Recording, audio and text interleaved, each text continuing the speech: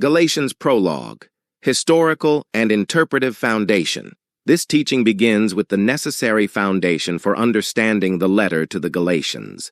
This is not optional background. Without historical context, covenant context, and interpretive method, the book of Galatians is almost guaranteed to be misunderstood. Many of the most serious doctrinal errors built from Galatians come from skipping this foundation and reading later theology back into Paul's words instead of reading Paul within his own world. Galatians is not written as a systematic theology textbook. It is written as a crisis response letter. Paul is addressing a specific doctrinal emergency affecting real assemblies under real pressure. Because of that, the letter is compressed, urgent, and assumes shared knowledge between Paul and his readers. Modern readers often do not share that knowledge, so we must rebuild it carefully before proceeding. The goal of this prologue is to establish 5 things clearly. First, the historical situation behind the letter. Second, the cultural and synagogue setting of the assemblies. Third, the covenant meaning of circumcision and identity markers. Fourth, the timeline connection with the book of Acts. Fifth, the interpretive rules we will follow so that Paul is not forced into contradiction with himself or with the rest of Scripture. If an interpretation of Galatians causes Paul to contradict Yeshua Messiah, contradict Torah, contradict the prophets, contradict the other apostles, or contradict his own statements elsewhere, that interpretation is wrong and must be rejected. Scripture is consistent. Misinterpretation is what produces contradiction. The nature of Galatians, a crisis letter, not a theology manual. Galatians is written to correct a distortion of the good news message. Paul is not exploring ideas. He is confronting an error. The tone of the letter reflects this urgency. He expresses astonishment, rebuke, warning, and legal-level seriousness from the opening chapter onward. Corrective letters function differently than teaching treatises. They respond to problems already in motion.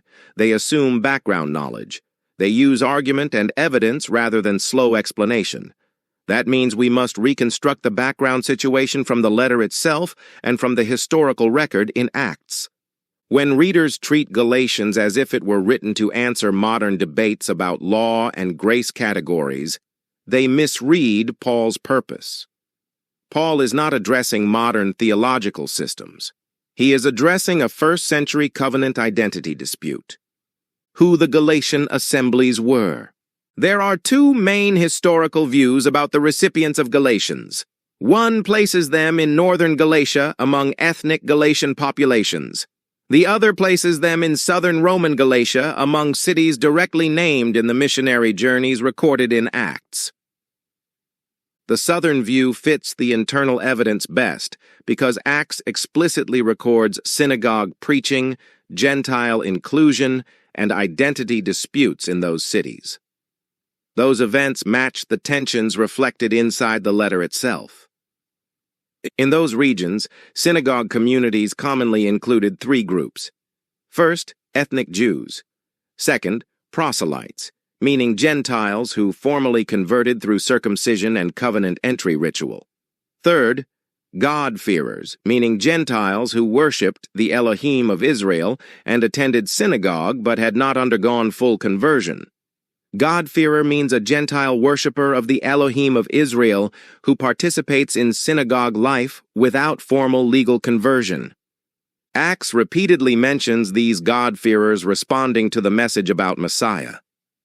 This group is central to the Galatian crisis because they were entering covenant faith through Messiah without undergoing circumcision conversion. That raised major controversy. Circumcision as covenant identity marker. Circumcision is not treated lightly in Scripture. It is the covenant sign given to Abraham. It marks covenant lineage and covenant membership in the Abrahamic promise line. It is not merely symbolic. It is legal and covenantal. Every male among you shall be circumcised. It shall be a sign of the covenant between me and you. Genesis 17:10-11. Because of that, requiring circumcision of Gentile believers was not a minor suggestion. It was a claim about how covenant membership is established. The dispute behind Galatians is not about whether obedience matters. It is about what establishes covenant standing. Paul's opponents were teaching that faith in Messiah was not sufficient for covenant membership without the Abrahamic flesh sign. That is why Paul treats the issue with such severity later in the letter.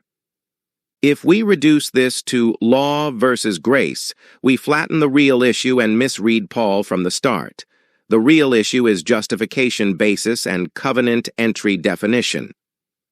The Acts timeline connection. The book of Acts provides the historical backbone for interpreting Galatians. Paul proclaims Messiah in synagogues across Asia Minor. Both Jews and Gentiles believe. Mixed assemblies form. Opposition arises from certain leaders who resist Gentile inclusion without conversion. Acts records the flashpoint dispute in clear terms. Unless you are circumcised according to the custom of Moses, you cannot be saved. Acts 15:1. That statement describes the exact theological pressure Paul is combating in Galatians. The Jerusalem Council then meets to rule on this matter. After deliberation, the apostles conclude that Gentiles are not required to undergo circumcision conversion to be saved. Acts 15:6-29. This ruling aligns directly with Paul's argument in Galatians. That alignment is critical evidence that Paul is not inventing a rogue theology. He is defending the same gospel conclusion recognized by the Jerusalem leadership. First-century Jewish interpretive method. Paul writes as a trained Pharisee and rabbinic scholar. His argument style reflects Jewish interpretive practice, not modern Western essay style. One important term is midrash, meaning a rabbinic interpretive method that explains and applies Scripture through close textual reasoning and thematic linkage across passages.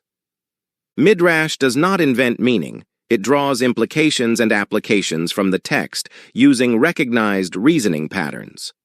Paul uses this method especially when he reasons from Abraham, promise, seed, inheritance, and covenant sequence later in Galatians. Modern readers unfamiliar with this method sometimes mistake structured rabbinic argument for inconsistency.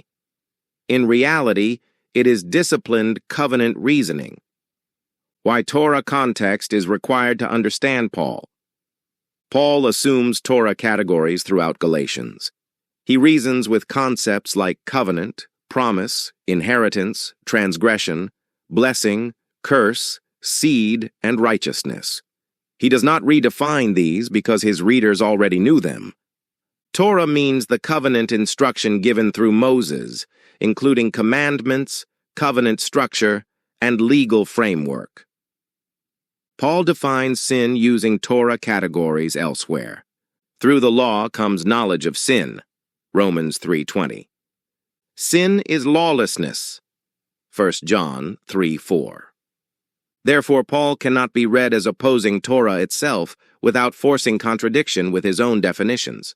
What Paul opposes is misuse of Torah as a justification mechanism and identity barrier. That distinction will be demonstrated repeatedly as we proceed. Interpretive guardrails for this series. From this point forward, we will follow strict interpretive rules. No verse will be interpreted in isolation from its paragraph argument. No slogan phrase will be allowed to override context. Key terms will be defined at first use. Cross-references will be used to confirm meaning. Paul must agree with Yeshua Messiah. Paul must agree with Torah and the prophets. Paul must agree with the apostles. Paul must agree with himself. If an interpretation produces contradiction, it will be rejected. This foundation now prepares us to examine Paul himself, his training, and why his background matters for how we read every argument he makes in Galatians. Paul's training, authority, and interpretive framework. In this section, we establish who Paul was as a scholar, how he was trained, how he described his own background, and why that background must control how we read his arguments. Many misreadings of Galatians begin by treating Paul as if he were reacting against Torah from outside it. Paul himself says the opposite. He writes as an expert formed inside Torah study, Pharisaic discipline, and rabbinic argument culture. Understanding Paul's training is not a side detail. It is a primary interpretive control. Paul's self-description as a Torah scholar. Paul gives his own credentials in multiple places, and those statements must be treated as primary evidence. I am indeed a Jew, born in Tarsus of Cilicia, but brought up in this city at the feet of Gamaliel, taught according to the strictness of the Torah of our fathers, and was zealous toward Elohim. Acts 22:3. At the feet of a rabbi is a formal expression meaning trained directly under recognized authority through structured instruction, memorization, and legal reasoning practice. This is not casual exposure. This is disciplined formation. Paul adds another description. I advanced in Judaism beyond many of my contemporaries in my own nation, being more exceedingly zealous for the traditions of my fathers. Galatians 1:14. He also says, as to the law, a Pharisee. Philippians 3:5. And again, I lived as a Pharisee according to the strictest sect of our religion. Acts 26:5. These statements form a consistent self-portrait. Paul was not marginally trained. He was advanced, recognized, and zealous within Pharisaic Torah study culture. Who the Pharisees were in first-century Judaism. The Pharisees were not anti-Torah legalists in the caricature sense often presented today. They were a Jewish movement devoted to detailed Torah study, application, and daily life obedience. They emphasized interpretation, teaching, and application of the commandments. They developed interpretive traditions and legal applications meant to guide covenant life. Some of those applications were later criticized by Yeshua Messiah when they displaced the commandments themselves. But their core identity was Torah devotion and interpretive rigor. When Paul identifies himself as a Pharisee, he is identifying with the most textually focused and legally trained interpretive movement of his time. That matters when evaluating his arguments in Galatians. Gamaliel and rabbinic lineage. Paul states that he was trained under Gamaliel. Gamaliel was a highly respected rabbinic authority recorded in Acts as a recognized teacher of the law. We gave you strict orders not to teach in this name, but a Pharisee named Gamaliel, a teacher of the law, held in honor by all the people, stood up. Acts 5:28-34. Training under a teacher, held in honor by all the people, indicates recognized legal and interpretive authority. Paul's formation came through that recognized scholarly stream. This means Paul's later letters reflect rabbinic reasoning patterns, covenant argument structure, and scripture-first logic. Rabbinic argument method. Why Paul sounds different to modern readers. Rabbinic argument culture used structured reasoning methods that differ from modern essay style. One method already mentioned is midrash, meaning a rabbinic interpretive method that explains and applies scripture through close textual reasoning and thematic linkage. Another important term is halakha, meaning practical application of Torah commandments to daily living and legal questions. Rabbinic teaching often moves by citation, pattern, analogy, representative figures, covenant sequence, promise fulfillment logic. Paul uses these methods extensively, especially when reasoning from Abraham, promise, seed, inheritance, and covenant order in Galatians chapters 3 and 4. Readers unfamiliar with these methods sometimes assume Paul is changing topics or contradicting himself when he is actually following recognized interpretive structure. Paul did not claim Torah ignorance after coming to Messiah.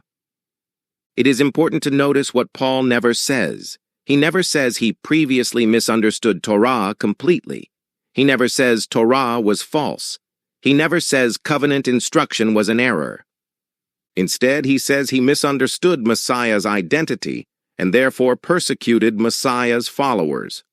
I persecuted this way to the death. Acts 22:4.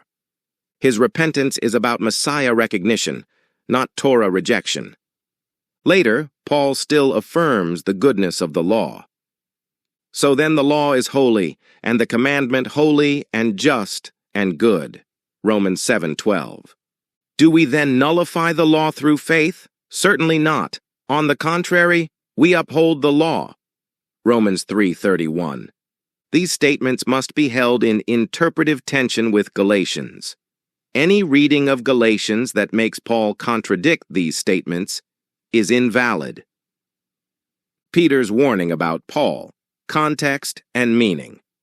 Peter gives an important interpretive warning. Our beloved brother Paul also wrote to you according to the wisdom given to him, in which are some things hard to understand, which the unstable and unlearned twist to their own destruction.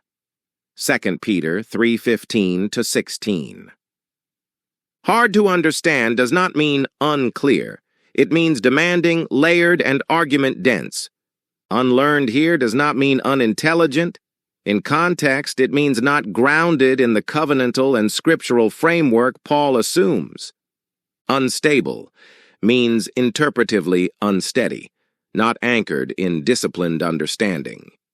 Peter does not warn that Paul is dangerous. He warns that misreading Paul is dangerous. That distinction is essential. The contradiction test, our standing rule.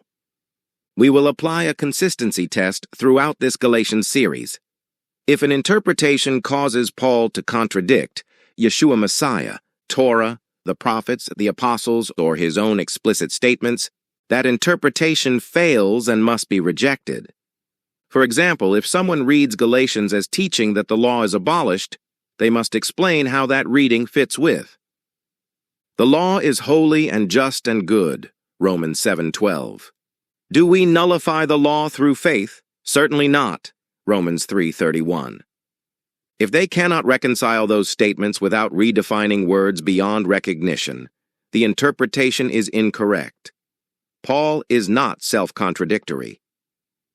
Key terms that will require careful definition. Later. As we move through Galatians, several Greek terms will require careful contextual definition. We will define each when first encountered. For orientation, here are previews. Nomos, meaning law, but with a range of meanings depending on context, including Torah, legal principle, or covenant instruction.